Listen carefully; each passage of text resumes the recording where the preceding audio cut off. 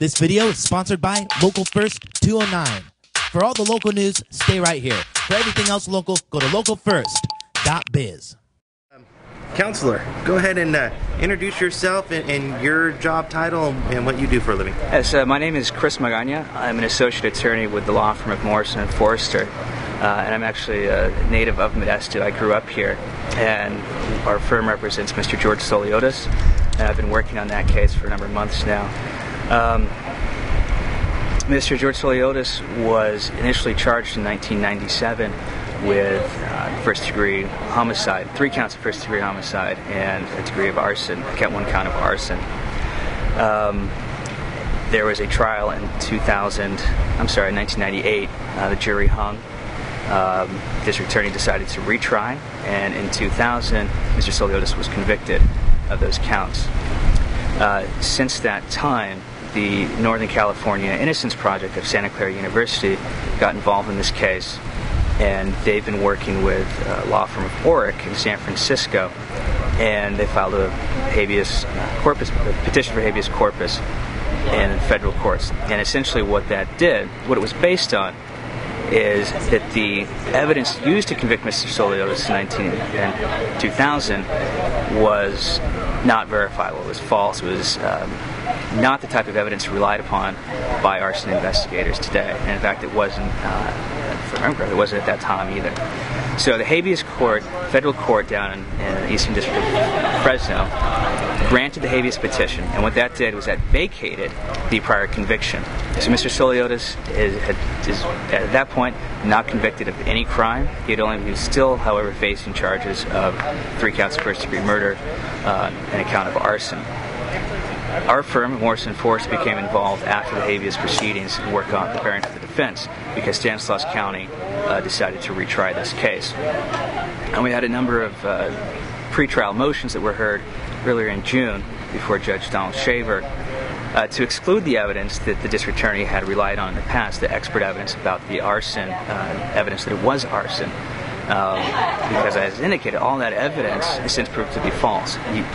The indicators that they had used saying this is arson are now shown not to be indicators of arson. And Judge Shaver knew the law, knew the facts of the case, excluded this evidence, so going into the trial, the district attorney could not rely on this information. Today, instead of going to trial, we reached a plea deal with the district attorney's office, and Mr. Souliotes pled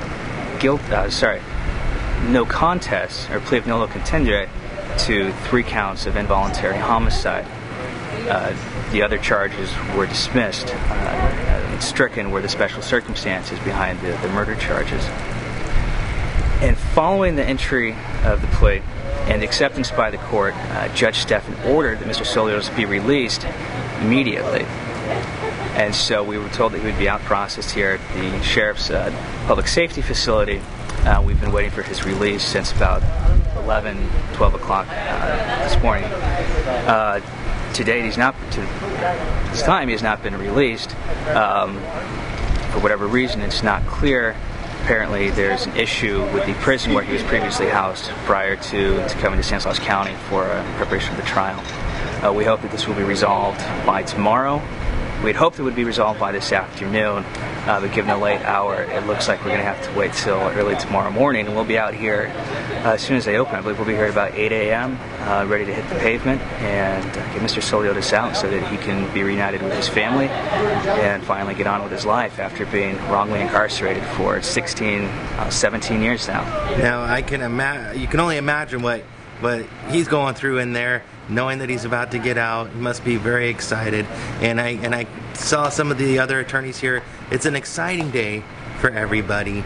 And as an attorney, can you give any insight onto what Mr. Souliotes is going through and what your team is going through right now, and the emotions? You know, I certainly can't speak for Mr. Souliotes. I haven't had a chance to talk with him this evening. But I can imagine that, given the circumstances, the judge's order that he be released, his family was here to meet him. Everyone was prepared for him to be released today. Certainly a setback, but it's not, fact of the matter is, he's been sentenced to time served. There's no reason for him to be held at this point, and frankly, there's no reason why this shouldn't go through tomorrow. As much as we'd like for him to be released this evening, we're fairly confident he'll be released tomorrow, and we'll be able to move on from this episode. And can we just one more thing? The Freedom Project that you talked about. Do you know how people might get in touch with them if they feel that they might know somebody wrongly incarcerated? The Innocence Project that we work with in particular is the Northern California Innocence Project that operates out of the Santa Clara Law School. You can, a quick Google search for Santa Clara Innocence Project and pull up that information, their contact information. But it's not only operated out of Santa Clara. There are a number of, for lack of a better term, satellite branches of the Innocence Project throughout the state and throughout the country. And they receive hundreds of requests a year. It's a screening process as far as what case they actually do end up pursuing. Mr. Souliotes' case, he met the criteria. A man was wrongly convicted, and that's one of the reasons they picked this up. And they've been working on it for, I believe, about 12 years now.